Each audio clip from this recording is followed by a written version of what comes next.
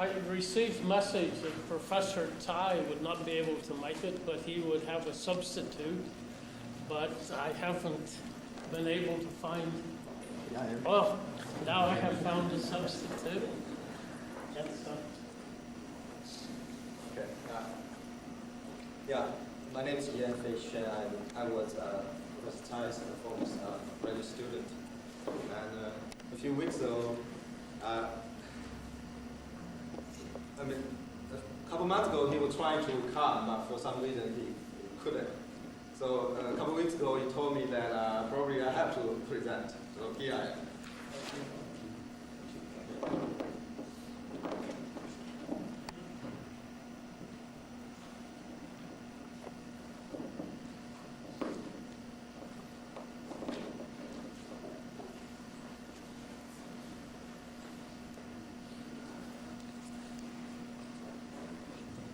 First of all, I'd like to thank the organizer for this great opportunity in honor of Professor Keith Hall. And like I said, that I was Professor Tsai's graduate student, but I'm a local person, I'm working here. And I didn't involve in the detailed work. So I may not be able to answer your question, but I will try. And the title I'm going to talk today is the non-neglected active surface oxygen species. This ozonide ion in oxidative carbon and methane.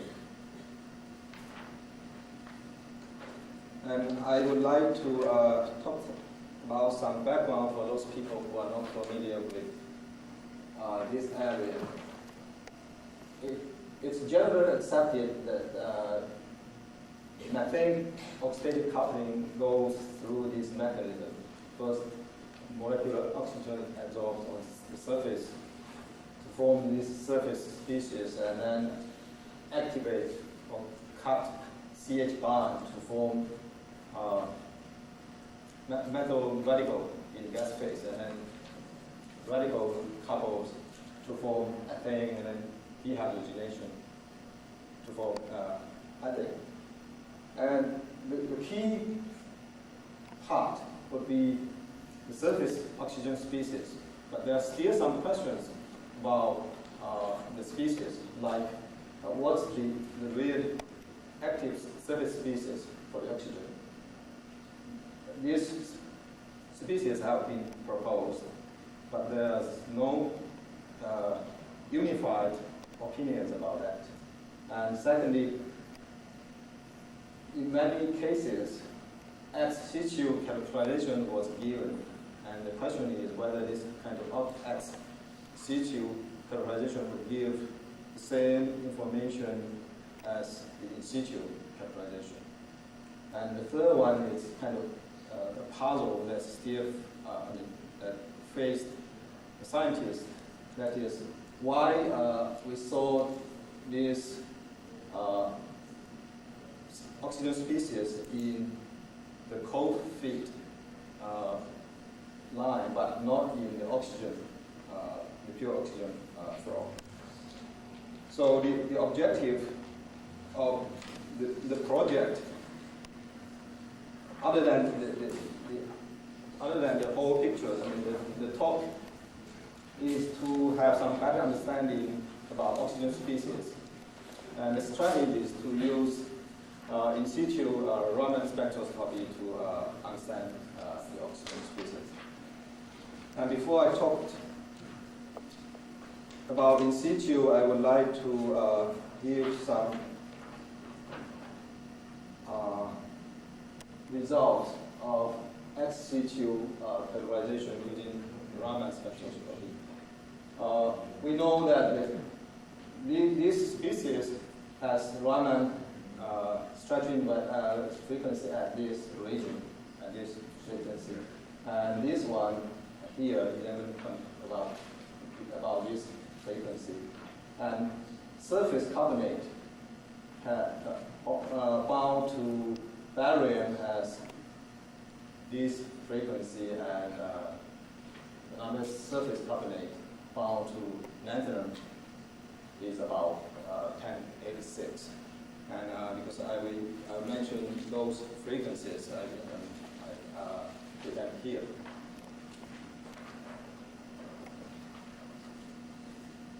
But there's another ex situ result over this catalyst. In pure oxygen, after the catalyst was heated at 303 to 973 degree K for 40 minutes, in pure oxygen, you can see that this anion has stronger peak than this one. But when the gas was switched to oxygen plus CO2, then the relative intensity of these two species are almost the same. And we see a strong carbonate, surface carbonate here. So this result suggests that this species is more reactive than this species with CO2 to form carbonate. So this result may give some explanation about why with CO2, ethane or ethylene selectivity is higher. And probably this species is more active for complete oxidation. So this is ex situ. This one is in situ result. In situ Raman result over this catalyst in the cold feed reactant. And you can see that as temperature increased from 953 K to 1133, the intensity of this peak decreases, meaning that this may suggest that this species may be the active species for the formation of ethane or ethylene, because we know that a higher temperature and selectivity for C2 is higher.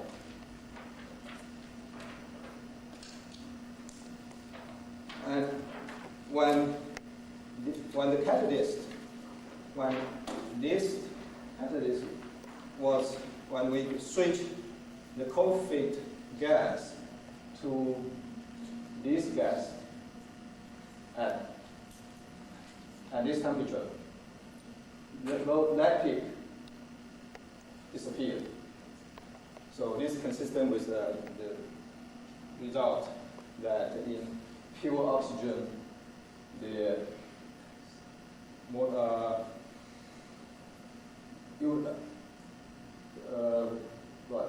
smaller oxygen species with just one charge,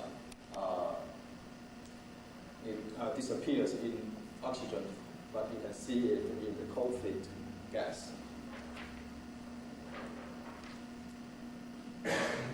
This is another one. In situ Raman over this catalyst at 973 K, and in pure oxygen, we don't see this peak. The molar charge oxygen, we see a small bump here assigning to double charge oxygen.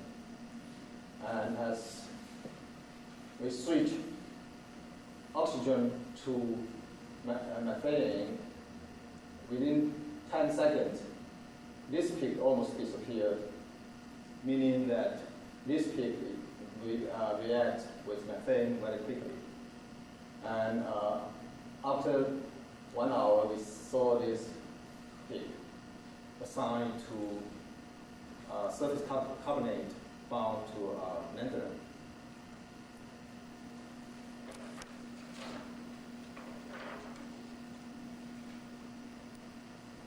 Over this one with some calcium,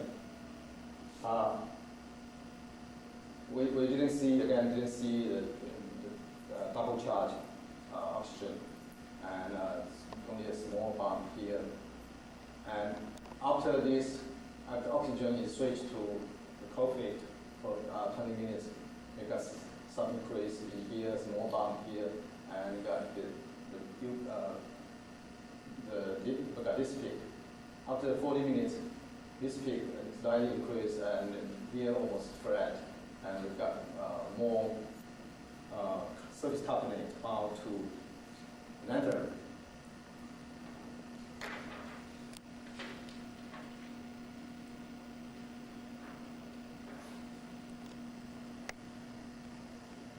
Now this is in situ Raman over this catalyst, and at 77 K we saw some very weak peak in this region for this species, and in this region for that species. And we also see a new peak at 940 wave number, and this new species almost disappeared at high temperature, 10, 13 K.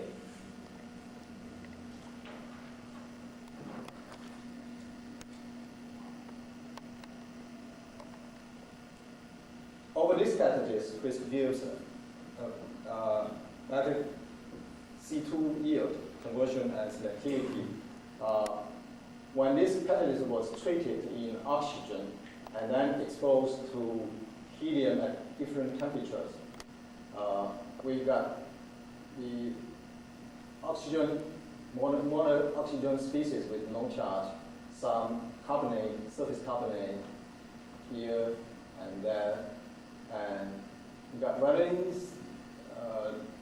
weak peak for the double charged oxygen, and got quite strong peak for the one charge oxygen, and the new peak at 948 is very strong.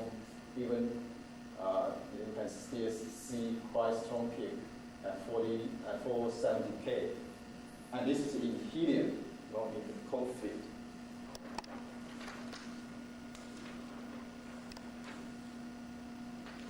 When the oxygen pre-treated catalyst was exposed to ethane at different temperatures, again you see this peak,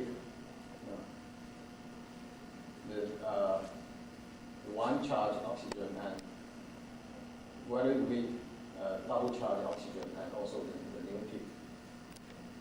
And according to Professor Tsai,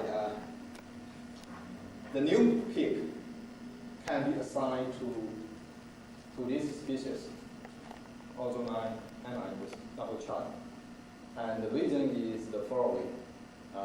For the adsorbed oxygen species with no charge, the strengthening frequency of OO bond is about 1550. For one charge, it's about 1122. For double charge, it's about 840. And for ozone oxygen, here it's 1136. One charge, 1016. So we can estimate from these frequencies that this species would have strengthening frequency in this region. So that's the primary reason for the assignment of the oxygen species. And based on that result, he proposed the following mechanism for methane oxidative coupling. Oxygen is first adsorbed on anionic vacancy to form this species, and then the interaction between the adsorbed oxygen and the lattice oxygen leads to these two species. And in oxygen, because this one is more reactive, so we saw the species in pure oxygen, but not in cold feed. And in cold feed of oxygen and methane, this species is more active to activate CH bond to form this species. So we saw some species in the cold feed, but not in the pure oxygen. So this mechanism explains why we saw this one in cold feed, but not in pure oxygen. And because of this species, because of the Raman's peak, he proposed that this species could be the precursor and also in equilibrium with that to activate CH bond. So this is the primary result that he got. And he proposed the model to explain why that species is possible. And the primary reason is that for such a catalyst, the anion internuclear distance is about 2.7 to 2.8 angstrom on the surface of the catalyst. And for this species, the internuclear distance between the two oxygen is about 2.5 to between 2.5 to 2.8. So geologically, it fits the structure. I mean, the distance is a match with the distance of the surface site. And also, the cation here may give some stabilization of the species.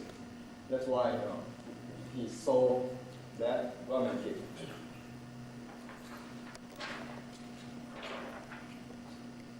So here are some conclusions.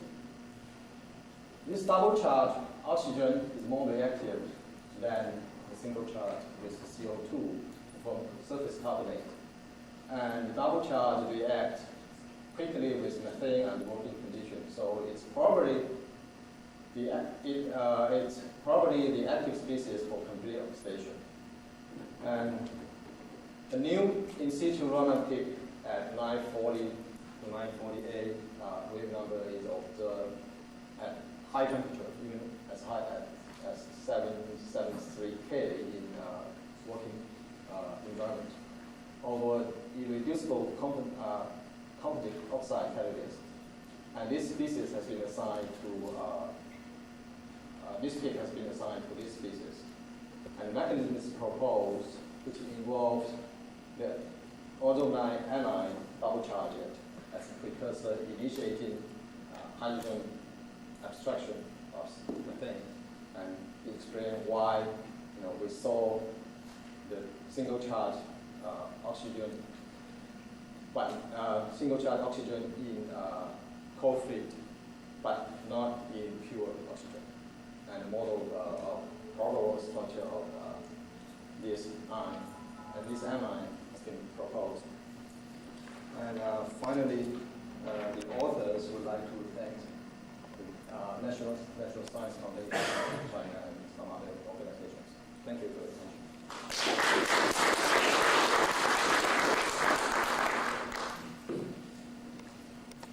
Are there questions?